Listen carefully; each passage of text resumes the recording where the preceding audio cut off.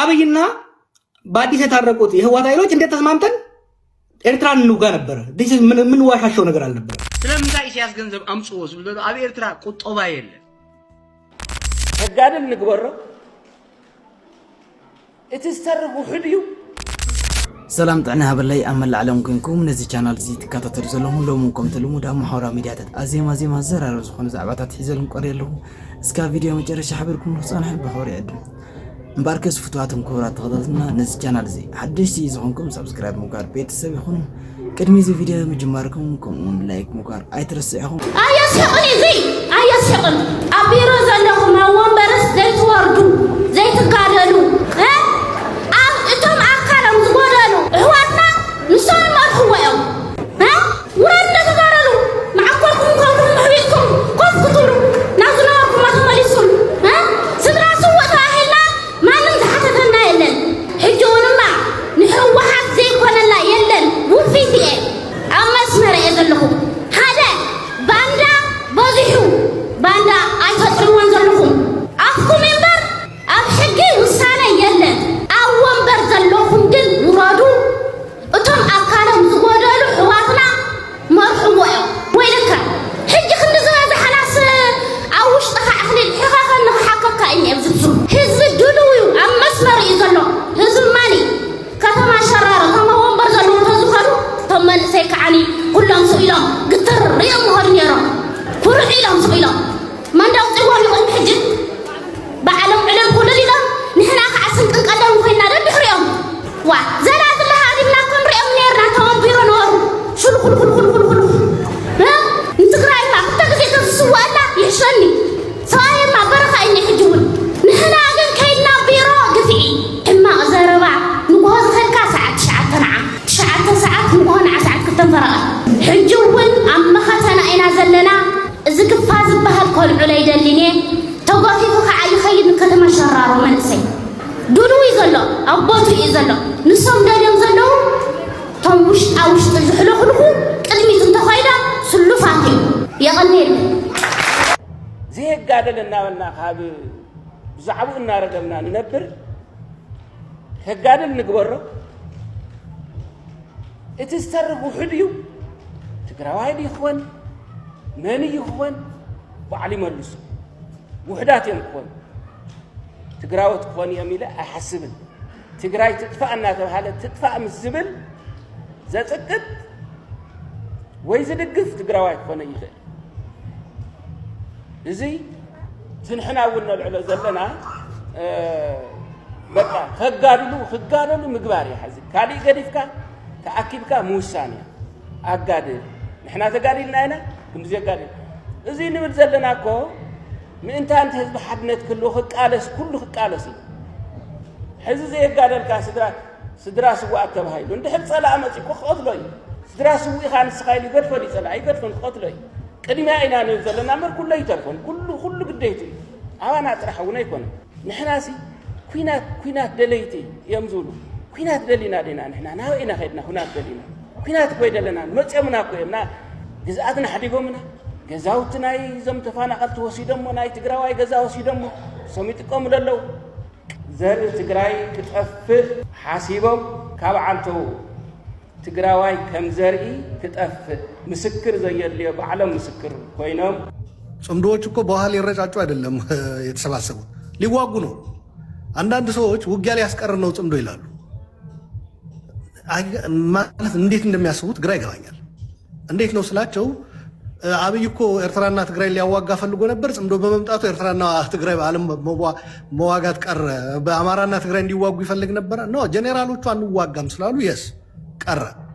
ነገር ግን ሻዕቢያ ወስዶ ጽምዶ ውስጥ ሲያስገባቸው ሌላ ጦርነት እንዲጀምሩ ነው እየፈለጋቸው ያለው። ህወሓቶች ደግሞ በዘረፋ መሀል ሀገር በምታውቋቸው ብቻ አይደለም የእርዳታ እህል ዘርፈዋል ትግራይ ውስጥ በዛ ይታወቃሉ። አሁን ደግሞ የባሰ ያደረገው በእንቅርት ላይ ጆሮ ደግፍ የሚታገልላቸው ሰው አጥቷል። ታውቁታላችሁ። ይሄን ልክ ብልጽግና የሚታገልለት አጥቶ እንደሚያፍሰው ህወሓቶች እያፈሱ ነው። ባለፈው በነበረው ጦርነት ወጣቱ ራሱ ፈልጎ ነበር የታሉ መሪዎቹ ብሎ ሄዶ የታገለው። አሁን ግን ወጣቱ አልታገልም ብሎ ህግ አውጥተው በጣም አፋኝ የሆነ ህግ በነገራችን ላይ እንደ ኢህአዴግ ሆነው ህወሓቶች በመሀል ሀገር በስልጣን በነበሩበት የሚያወጧቸው ህጎች ነበሩ አይደል? አይታችሁ ሰምታችሁት የማታውቁ በክልል ደረጃ ሀገር ሳትሆን እጅግ አስደንጋጭ የሆነ አስነዋሪ የሆነ ህግ አውጥተዋል። አንድ ሰው መታገር ራሱ ስህተት ነው ብሎ በሚዲያ ከተናገረ ይታሰራል ይላል። በዛ ላይ አብይ ካሁን በፊት አግኝቶት ማያውቅ እርስ በራሳቸው ተቀጣቅጠው ህወሓቶች ተበታትነው ተከፋፍለው የሰጧቸው ሰዎች በሞት ፍርድ በካሃዲነት ካልፈረጅናቸው የሚል ህግም አውጥተዋል። አብይ እኮ የመደመር መጽሐፍና የመደመር ሐሳብ ትግራይ ውስጥ የሚቀበለው ሰው አንድ ሰው አልነበረም። አሁን ግን የአብይ መሳሪያ ተሸክሞ እዋጋለሁ የሚል ትግራዋይ ተፈጥሯል። ይሄን ማወቅ አለባችሁ። አብይ ራሱ በነገራችን ላይ ከተወሰነ ጊዜ በኋላ ላይ ቆጣጠራቸው ይችላል። እነዚህ ታጣቂዎች በተከዜ ዘብ በምናምን ዘብ በሐራ መሬት ምናምን እየተባሉ እየተፈለፈሉ መጨረሻ ላይ እነዚህ ማን ነው የሚሰበስባቸው? የአርም ሬሱ የመታጠቅ ውድድሩ አትሌቲክስ በፊት እንወዳደርበት የነበረ ታሪካችን ያስንቃል። አሁን ያሉ ለመታጠቅ የሚደረገው ሩጫ ሁሉም ታጥቆ መጨረሻ ላይ ምን አይነት ሀገር ነው የምንፈጥረው? እና ቲፒኤልኤፍ አንዱ እንድትረዱት አሁን ምን ይፈልጋል ብለሃል ቴዲ? ትልቅ ጥያቄ ነው። ምንድን ነው የሚፈልጉት? በነገራችን ላይ እንደ ትግራዋይ ራሱ ጠይቄ መልስ የላቸው። እንደ ኢትዮጵያዊ አጠቃላይ በሰፊው የኢትዮጵያ ፖለቲካ እንደ ትግራይ ምንድን ነው መሆን የምትፈልጉት? ለዓለም አቀፉ ማህበረሰብ ለማስረዳት ምንድን ነው የምንፈልገው የሚለው መልስ የላቸው። አሁን ሰሞኑን ፈትለወርቅ ምን ብላለች? ግዛታችን መመለስ፣ የተፈናቀለውን የህዝባችን ህልውና ማስቀጠል፣ የራስን እድል በራሴ መወሰን ሙሉ በሙሉ ማረጋገጥ ብላለች። አሁን እነዚህ ሶስቱ ነገሮች ይዘህ ወደ ጽምዶ ብትሄድ በጣም ነው የሚስቁብህ። እዛ ያሉት ስብስቦች የየትኛው ግዛት ነው የሚልህ። በግዛት በኩል ስትመጣ ተፈናቃዩ ህወሓት ነው የሚል ኃይል ታገኛለህ። በላዩ ላይ ደግሞ የትግራይን ህልውና ለማስቀጠል የሚለው ነገር ሻዕቢያ የትግራይ ህዝብ ህልውና ማስቀጠል የሚባለው ተቀብሎ ያውቃል እንዴ? በታሪኩ አያውቅም። ኔቨር። ስለዚህ ይሄ ለዚህ ማስረጃ የሚሆነ ደግሞ የ77 ድርቅ መንገድ አጥተው ትግራዮች በኤርትራ በኩል ሲወጡ ዘግቶ እዛው በረሃብ ይለቁ ብሎ የፈረደበት ታሪክም አለ። ማንም የሚያውቀው ነው። መጽሐፍቶች ላይ ተጽፏል። የአረጋዊ በርሄ መጽሐፍም ፒኤችዲ የሰራበት ማንበብ ትችላላችሁ። ስለ ቲፒኤልኤፍ አርምድ ስትራግል የጻፈው ማለት ነው። ምን ልላችሁ ፈልጌ ነው፣ ይህ ሁሉ እያደረጉ ትግራይ ውስጥ የሁሉ ችግር እየፈጠሩ አሁን ግን ትግራዩ ነው እምቢ ያለን እንጂ እኛ እኮ አዲስ አበባ እየጠበቀን ነው ሰው። አሁን እዚህ ላይ የሚያሳየው ምንድን ነው? ከተፈናቃይ መመለስ ከምዕራብ ትግራይም ደቡብ ትግራይም በላይ እየፈለጉት ያሉት ወደ አዲስ አበባ መመለስ ነው። እኔ እንደ ግሌ ከጠየቀኝ ሄል ኖ ነው የምለው። በማን ህይወት ጦርነት በማካሄድ እንደገና ተመልሰው ለምንድን ነው የተመለሱት? ከደብረ ብርሃን መጀመሪያ ይገምግሙት እስኪ። እውነት ካላቸው ይገምግሙት እስኪ። ሲንሲየር በሆነ እንትን ማለት ነው። ያየው ነው ቴዲ ሰዓት እያልከኝ ነው። እጅግ በጣም ውስብስብ የሆኑ ችግሮች ትግራይ ውስጥ አሉ። ይህንን ተረዱልን። ህወሓት ከትግራዮች ጋር ባለመወያየት አዲስ አበባ በመመለስ ግን ከሌሎች ጋር ጨርሻለሁና እዛ አካባቢው በአዲስ አበባ ዙሪያ የሚዋጉ አሉ ከነሱ ጋር ተቀላቅዬ እገባለሁ ነው እያለ ያለው። እኛ ደግሞ ያልን ያለ ነው መጀመሪያ ከትግራይ ጋር ተወያይ ነው። ለሌላውም ይሄ ነው የማሳልፈው። በነገራችን በየአካባቢ ያሉ እንትኖቻችን እንወያይ። ፋኖ በጎጃም በጎንደር በማም ተከፋፍሎ እንዲዋጋ አልፈልግም እኔ። ያ እየፈቱ ነው እነሱ አይደል? ፈተዋል በተወሰነ መልኩ። ስለዚህ ልክ እንደዛ ትግራይ ውስጥም ያሉ ችግሮች በጋራ የትግራይ አቀፍ የሆነ ውይይት ተካሂዶ ተፈቶ ከዛ በጋራ ወደ ኢትዮጵያ በምንወያይበት ነገሮች ሰላም በሚመጣበት ቅድም አሸናፊ ሲገልጽ ነበረ። የጋራ በአፋጣኝ ተኩስ ቆሞ የጋራ ሁሉን አቀፍ የሆነ ውይይት በኢትዮጵያ መጀመር አለበት ብሏል። የስ ትግራይም ላይ ያ ነው ዲማንድ እያደረግን ያለው። በትግራይም እንደዛ መካሄድ አለበት። በጋራ በኢትዮጵያ ደረጃ በሚካሄደውም መሳተፍ አለብን ነው። አመሰግናለሁ። ካልአይ ስለምንታይ ኢሳያስ ገንዘብ አምጽዎ ዝብሎ ኣብ ኤርትራ ቁጠባ የለ። ገንዘብ ማለት መዓልታውን ታገብራሉ ክዛወራሉ 100 ቅርሽም ሳይንተልያ ናብ 100 ሰብ ክትበጽሕ ኣለዋ ኣብታ መዓልቲ። እዚ ማለት ኣብታ ሃገር ስራሕ ኣሎ ማለት ይቁጠባሉ። ምኑ መዓልታ ገንዘብ ሲ ኣነ ከይደ ገለ ገዝእ ካብቲ ዝገዝኣኽዎ ድኳን ትበዓልቲ ኮንካ በቃ ኸይዱ ካብ ድሕሪ ጭቃ ካልእ ክገዝእ እቲ ሓደ ካብቲ ካልእ ክገዝእ እቲ ገንዘብ ምኑ መዓልቲ ታክገብሮ كسرح زمانة أب إرترا تكالالو مات وي منجست له ما حج بإرترا تكالات يلن منجست يلن فابريكا يلن نقول تكال يلن حج تجنزب أتسب بقى أب إيد حزوه باني شغل خميدرة ترايج جزار قالوا لحنت متايل بالزواور يقول لحنت نجريل أبي إرترا تكالالو زبهل دا شاهي كيتكا شاهي تسبتي ويفتح تبلع تودي قالوا لحدين حجي بإرترا قط طبعا سلمتاي دا إسياس نز جنزب نبانك تقولكم زبدلو سلمنتاي نتيلكم إسياس ناطو أطاوي كابز نحنا أبز دقود لنا 100 خلطة 100 دو 300 دو نجزا خرايدو نسدراي كات صدو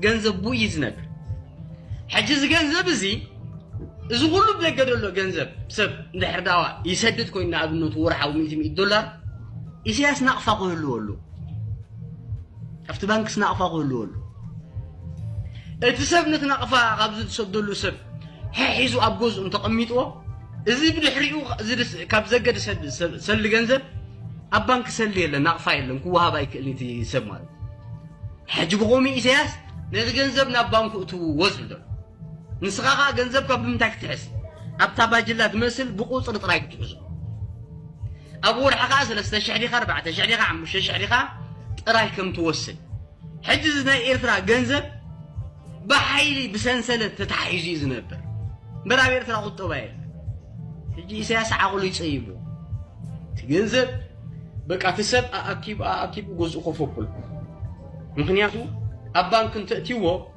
حدا أبدست بلك أخيتك توصي تخلي قال أي أبانك قمتو أبجزا قمتو كل حدا ينعرف مغنيات خطة بايد أي سرعني أي تجذبسي كيكا شكرت تجذب باني تجذب أو تجذب شكرت تجذب أو تعول عند انتهي زاور تكالي المعان توصي تكال هالليكا سرح هالليكا مو معانت بيزنس كتبرتو انت اللي جنزب مساحي تحزوين بقى بقعد بقلن مو معانت تلاوتي خاطر يسرح له ما تجنزب حجي يترا جنزب يسرح بكاتن يسرح له زباله دا شاهي فتات بلع شاهي تسدي ويكات حزبي كيدي شكرديو بانري غلي يسكس زي انترا ينسرح زي انك ابوز انت يدليكا لذي تجنزب ابغزا قمطال جنزب ابغزا تتقميط قموداتو بقى كيكا خكاس ورقت دا يسرح لي جنزب ولا حن ترغم يمو قنطبا ترغم وي جنزب ترغمو سريع خاص ماكينات الطري سريع خاص غزات الطري ما توص بقى سريع خاص ابشد شهور حديب قال صالون تغير تلفزيون تغير دك قومين جنزب مانسي مينسي مسرحي جنزب تنفاس غا يكون قال يكون نات تدور يزلح نجر مغزي حجب إيرترا قطبه سرح يلن تكال يلن إسياس كاتناتو منج أتويت كان يزرس حقبرو صدام إسياس إذا غاب دجز من حوالا جنزب نصي ناتو قطبه حجي نصون دحر داني جنزب $1 كيكب كوينو